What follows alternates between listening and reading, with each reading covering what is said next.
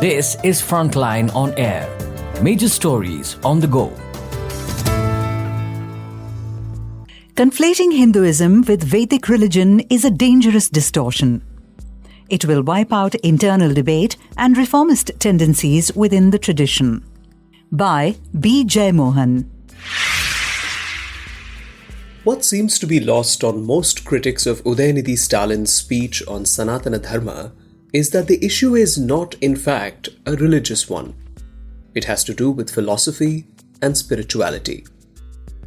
Instead of compartmentalising Hindu spirituality and Hindu philosophy, I usually refer to the Hindu mei-gnana, or true wisdom tradition, to emphasise the importance of gnana, or knowledge, in the larger scheme of religious discourse. Hinduism, after all, is neither a monolithic religious construct nor a canonically sanctioned single doctrine. It countenances no centralised authority.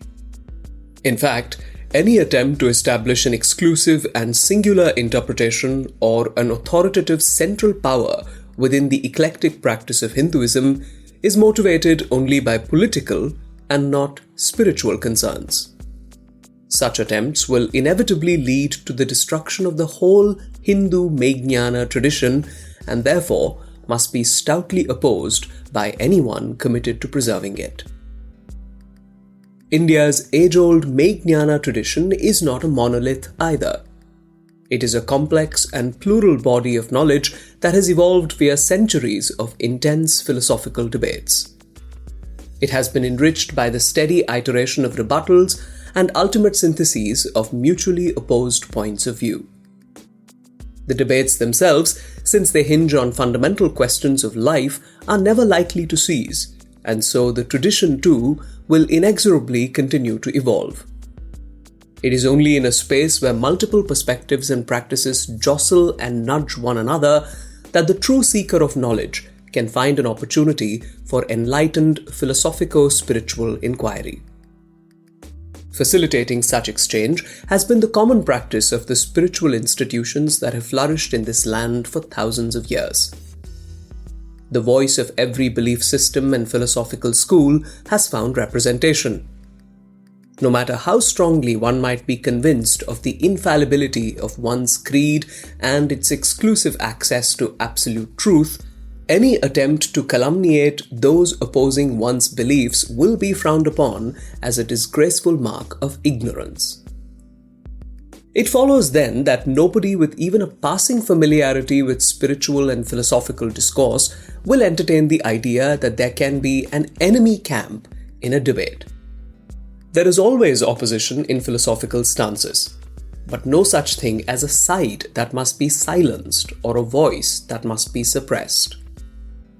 Nothing in the realm of philosophy is offensive or insulting to the seeker of truth. Nothing deserves to be forbidden. For this reason, I am opposed to the concept of blasphemy as a whole. I believe that holding certain beliefs and icons as beyond criticism is fundamentally against all pursuits of the intellect or wisdom. I have held for 30 years that intellectual discourse has no place for believers, only for those who genuinely seek wisdom. The various strands of the Hindu mei-gnana tradition may be broadly categorized into the Vedic, the anti-Vedic, and the Vedantic. The Vedic schools regard the Vedas as the primary and ultimate wisdom, and everything else as their extension. They foreground scripturally prescribed yajna rites and demand strict adherence to rituals, customs, and beliefs. They may be called orthodox prescriptivists or ritualists. Traditionally, they were known as the Purva Mimamsakas. The Purva Mimamsa school originally recognized only Vedic gods such as Indra and Varuna. It refused to accommodate absolute deities like Shiva and Vishnu, temple worship, and the path of bhakti, or devotion. It promoted yajnas, or fire sacrifice, alone. However, as time went by, it slowly subsumed the 6 traditional faiths: Shaiva, Vaishnava, Shakta, Kaumara, Ganapatya, and Shaurya.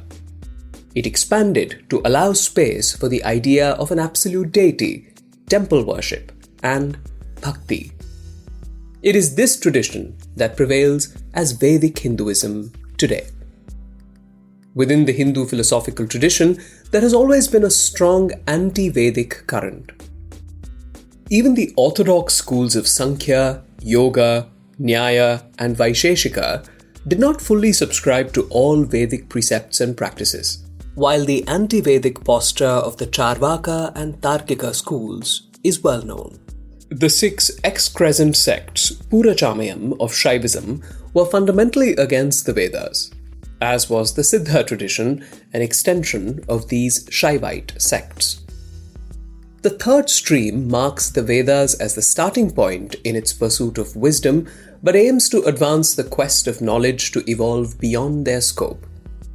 In doing so, it departs from the dictates of ritualism or fire sacrifices prescribed by the Vedas. On occasion, it even critiques Vedic tenets. This tradition is known as Vedanta. Ignoring these nuances, many have used the label Sanatana Dharma as a blanket term to refer to Hinduism. However, it is only the first stream, the Vedic religion, that is being identified by that name today because Sanatana means primordial or beginningless. Its adherents value antiquity in and of itself as irrefutable proof of worth. They believe their tradition is ancient and therefore unquestionable. For this reason, it is they who primarily and emphatically use the word Sanatana to refer to their faith. It is small wonder then that their opponents use the same label too. Those who criticize the Vedic tradition use the term Sanatana Dharma to assert that their opposition is not directed at all sects within the Hindu fold. They also employ this specific term since it is used to posit an uncontested authority derived from antiquity to oppose customs and beliefs that are foisted in its name. Many ancient Vedantic institutions in India became Vedicized long ago. Drawn into the vortex of ritualism, they abandoned the philosophy of Vedanta. Nevertheless, the Vedantic school experienced a revival in the 18th century under Ramakrishna Paramahamsa, Vivekananda, Narayana Guru, Nataraja Guru, and others. Orthodox Hindu ritualists have consistently and vehemently opposed the Neo-Vedantic tradition. The original Vedantic institutions had capitulated to Vedic practices, but the Neo-Vedantic tradition still sought to foreground the intellectual vision of Vedanta. It remains, in fact, the chief counterforce to Vedic ritualism, superstition, and orthodoxy. Caste-based divisions and the dominance of the priestly castes are overtly and aggressively promoted by the Vedic traditionalists or Sanatanis. To this day, they have not been willing to compromise on this in any way. The proponents of Neo-Vedanta are the only group within Hinduism who have consistently held that A. Caste-tribe divisions find no mention in the Shrutis, the original canonical texts of Hinduism. B. All caste-based distinctions are merely conventional and not cardinal rules of Hindu practice. And C. The timeless truths of the Hindu mei-gnana tradition are what belong in today's world. The Sanatanis, or Vedic followers, who are orthodox ritualists at heart, have never conceded this point and, in fact, lash out at Neo-Vedantic practice. Reacting to the growing opposition to the Sanatanic tradition, some today claim that the quintessence of Hinduism lies not in its ritual aspect, but its mei-gnana tradition, and that this tradition cannot be blamed for antiquated customs and beliefs that are themselves evolving with time anyway. One must reflect on how much such words are acceptable to true Sanatanis or Vedic followers. Commentators could perhaps try to get an avowed Sanatani to endorse them. I have long been convinced that there needs to be consistent resistance to and strong critique of the Sanatanic camp or Vedic tradition within the Indian intellectual sphere as well as the Hindu philosophical realm. This is because the Sanatanic tradition is mere ritualistic dogma that stands upon ceremony and custom for its own sake. Its strong conservative streak believes in keeping antiquity intact, no matter how anti-human the practices may be. The Vedic or Sanatanic tradition argues for the continuance of every aspect of the primitive tribalist outlook and lifestyle of our ancestors solely because they have been handed down over generations. It stubbornly refuses to concede that such a lifestyle no longer exists today, and that such an outlook can only perpetuate injustice since it has long ceased to be compatible with the modern ethos. It is fundamentally a parochial view of life marked by stagnation in the past. Should such a worldview gain ascendancy, both spirituality and philosophy would cease to progress. Society would be engulfed in darkness. Social oppression and human exploitation would be rampant, and the economy would go into a tailspin. This applies to all forms of orthodoxy. All schools of religious conservatism are, in essence, promoters of obscurantism and stagnation. They are anti-human at their core. No country dominated by them has ever flourished, as is evident even now. I do not side with the Sanatanis, yet I regard the Sanatana tradition as only my opponent and not my enemy. I do not categorically reject the Vedic scriptures. Instead, I acknowledge the intellectual wisdom contained therein and approach them accordingly. I, therefore, belong to the third stream, the Vedantic sect. I regard the Vedic repository of archetypes, embodying profound spiritual experiences since time immemorial, as a precious legacy of humanity. I try to learn from it. I repudiate, however, the orthodoxy and ritualism associated with the Vedas. I follow Nitya Chaitanya Yati, a Vedantic teacher in the tradition of Narayana Guru. Even a cursory reading will show that this branch of philosophy is one of the strongest and most progressive. I fully appreciate the vehement objections and rebuttals by an orthodox traditionalist to my position. I am also aware that this school of thought will always exist. Its votaries represent, after all, the stable, static force of the Hindu tradition. They oppose all change and wish to preserve things as they are. Thanks to their efforts, some essential elements of the tradition have not vanished altogether. If the foundational texts of the Hindu mei-gnana tradition and the profound spiritual repository they contain have survived even the most hostile circumstances, it is largely due to the traditionalists' tenacity of purpose and stubborn resistance to change. Every movement is governed by two opposing forces, the static and the dynamic. If the static force is non-existent, the lack of stability would cause the movement to spiral out of control and ultimately to disintegrate and perish. If the static power were to dominate, the movement would stagnate and decay. The dynamic force must necessarily dominate the static in order to propel the movement forward. In the context of the Hindu tradition, this dynamic force is Neo-Vedanta. I also fully appreciate the stand of the second stream, the deniers of the Vedas. Their perspective will also remain a permanent and integral part of the Indian discourse.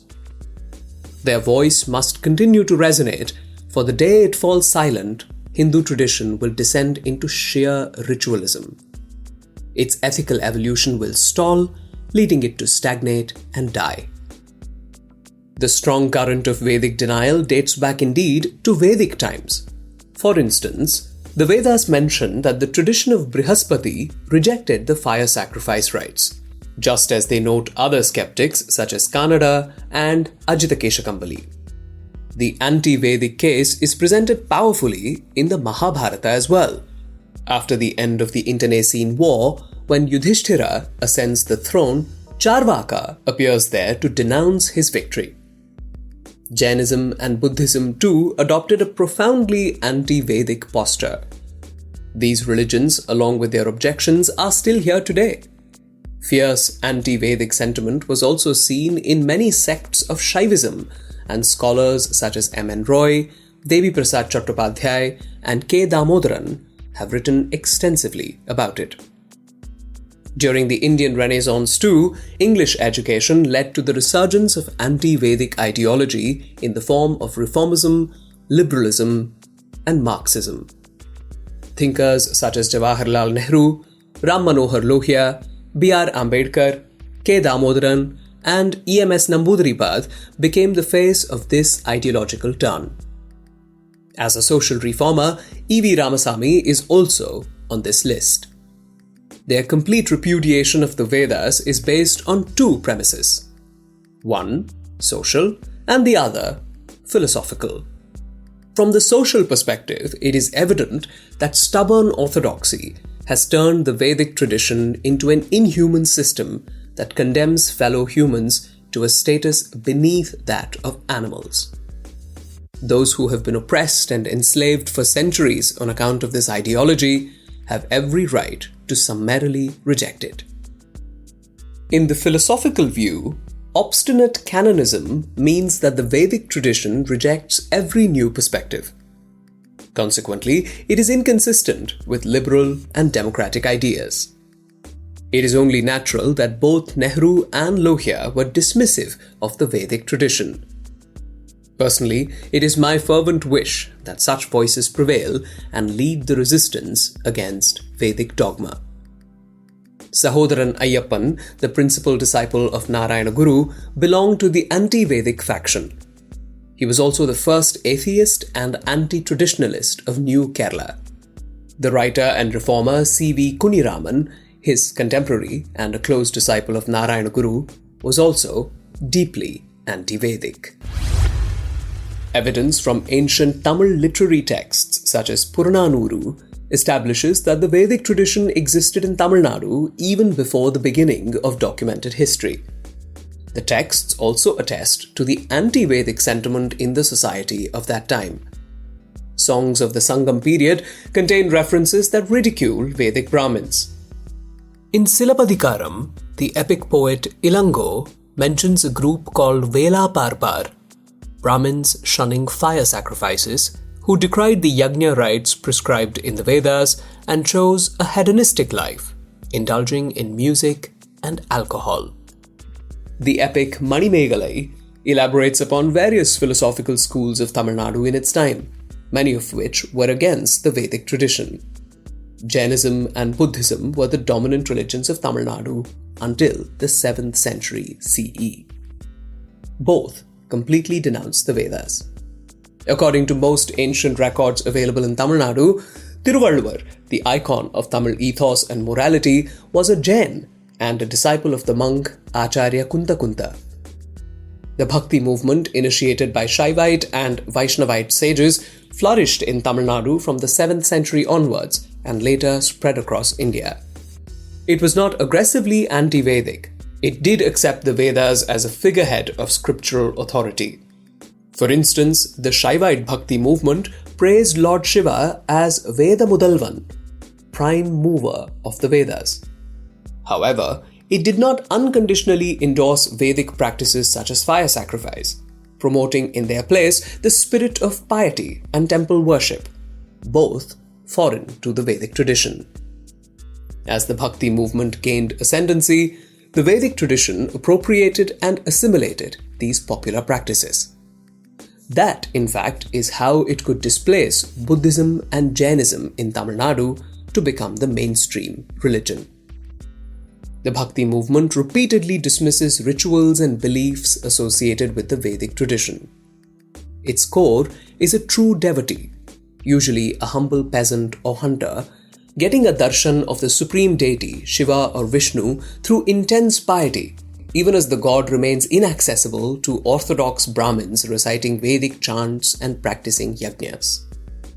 Many leading saints of the Bhakti movement were not Brahmins, and a sizable number hailed from the most marginalized castes.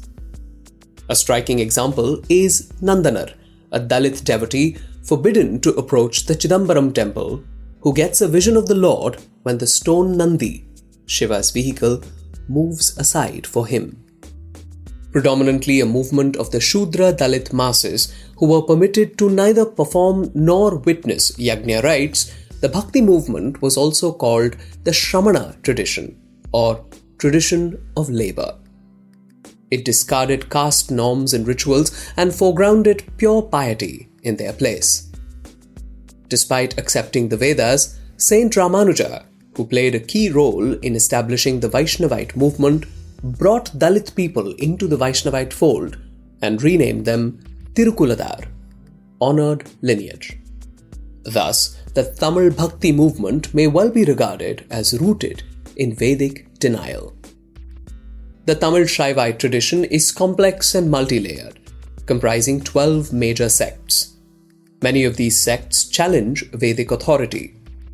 Siddhanta Shaivism deems the Vedas sacred, but it is not its foundational or canonical code. Its primary canons are the Shaivite Agamas and later philosophical treatises derived from them such as Shivagnana Bodham. Shaivite Mutts, the center of Tamil Siddhanta Shaivism, do not accept Vedic norms.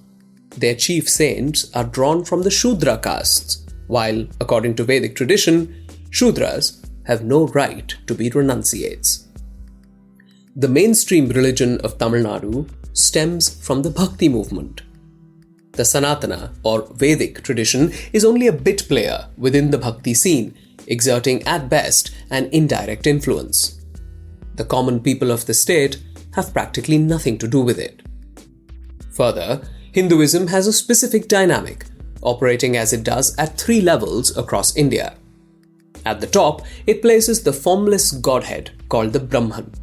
In the middle are the Shaivite Vaishnavite religions with a massive following. Below are the indigenous and familial deities. These provincial deities lie far outside the Vedic tradition, and many are unmistakably anti-Vedic too. It is obvious then that an anti-Vedic strain has been at least as strong as Vedic belief in Tamil Nadu. Opponents of the Vedic religion refer to it as Sanatana Dharma. Their anti-Sanatana Dharma stance must be understood against this backdrop. Voices of resistance against the Vedic tradition have not been as loud in North India as in the South. The Neo-Vedantic movement that began with Vivekananda has not had an active presence there.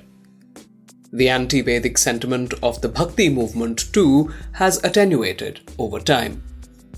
Any pushback against Vedic dogma has not been consolidated into a steady opposition.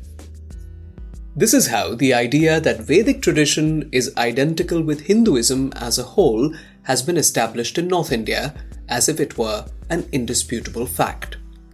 Hinduism is portrayed as a monolithic belief system with a singular authorized or canonical point of view.